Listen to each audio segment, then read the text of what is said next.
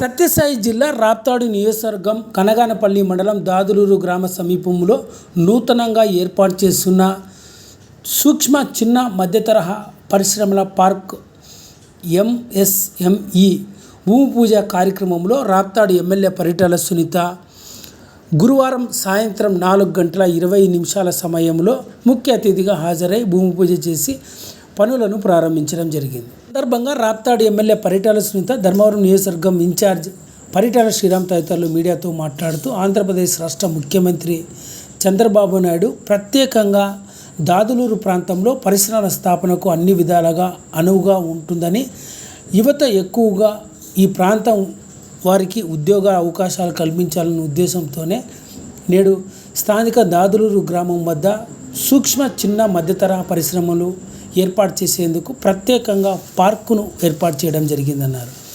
MSME ఈ పార్కుకు నేడు భూమి పూజ చేసి పనులను ప్రారంభిస్తున్నామని, భవిష్యత్తులో ఇక్కడ మరిన్ని చిన్న మధ్య తరహా పరిశ్రమలు ఏర్పాటు చేసేందుకు అనువైన స్థలం కూడా ఇక్కడ ఉందని, ఈ అవకాశాన్ని పరిశ్రమలు నెలకొల్పే వ్యక్తులంతా ముందుకొచ్చి పరిశ్రమలు నెలకొల్పాలని, అందుకు తమ వంతు సహకారాన్ని ఎప్పుడూ అందజేస్తామని రాప్తాడు ఎమ్మెల్యే పరిటాల సునీత, ధర్మవరం నియోజకవర్గం టీడీపీ ఇన్ఛార్జ్ పరిటాల శ్రీరామ్ తదితరులు పేర్కొన్నారు. కార్యక్రమంలో ఏపీఐఐసి సోను, ధర్మవరం ఆర్డీఓ మహేష్, ఇతర అధికారులు, స్థానికంగా ఉన్న తెలుగుదేశం పార్టీ నేతలు ఈ కార్యక్రమంలో పాల్గొన్నారు. గోర్చిక్కడికి కూడా ఆ రోజు తీసుకున్నాం. పెద్ద బిల్డింగ్ అయితే మనం కట్టాం, కానీ అది వృధాగా కూడా ఉంది. ఆ 20 ఎకరాల్లో మనం ఏదో ఒకటి చేసి దాదులూరు గ్రామస్తులకు ఇబ్బంది లేకోకుండా వాళ్ళకు కూడా ఏదో ఒక పని లభించేలాగా మనం చేయాలని ఎన్నోసార్లు శ్రీరామ్, అదేవిధంగా మన ఆర్డీఓ గారు కూడా మేము కూడా మాట్లాడింది కూడా జరిగింది. కానీ ఇన్ని రోజులకి దాదాపు 8-9 సంవత్సరాలైంది మనం గోర్చిక్కడ్ ఫ్యాక్టరీ కూడా మనం పెట్టాం. అది ఇంకా ఇంతవరకు పూర్తి కూడా కాలేదు. అదన్నా పూర్తి అయితే కొంతమంది కన్నా ఉపాధి అన్నా కలుగుతుందని మనం కూడా ఎన్నో కళ్ళతో కూడా ఎదురు చూసాం. కానీ అదే విధంగా అట్లాగే ఉండిపోయింది. ఆ రోజు కీర్తిశేషం మన అబ్దుల్ కలాం గారి చేతుల మీదుగానే అక్కడ లాంచింగ్ కూడా మనకి భూమి పూజ కూడా చేసింది కూడా జరిగింది.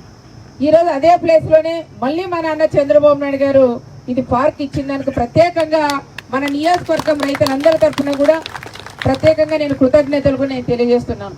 దీనివల్ల ఎన్ని రకాలుగా ఉపయోగాలు ఉంటాయని శ్రీరామ్ బాబు కానీ, మన మేడం గారు కానీ, ఆర్డీఓ గారు కూడా చాలా క్షుణ్ణంగా మన అందరికీ కూడా వివరించింది కూడా జరిగింది.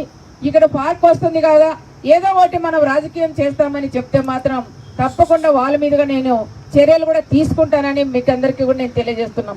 ఇది వచ్చినప్పుడు డెవలప్ కావాలా, డెవలప్ అయితే మన గ్రామంలో ఎంతో మందికి ఉపాధి కలుగుతుందని ప్రతి ఒక్కరూ ఆలోచన చేయాలి. కానీ రోడ్లు వస్తున్నాయి వచ్చినప్పుడు వాళ్ళని ఇబ్బంది పెడితే మాత్రం నేను కానీ శ్రీరామ్ ఎవరు కూడా ఊరుకోమని ప్రత్యేకంగా కూడా నేను తెలియజేస్తున్నాం. ఎక్కువ ఈ ప్లేస్ లోనే ఎక్కువ దందాలు ఇవన్నీ కూడా జరుగుతుంటాయి. ఇంతకు ముందే కాదు, ఎప్పటి నుంచినో అలాగ ఉంటాయి.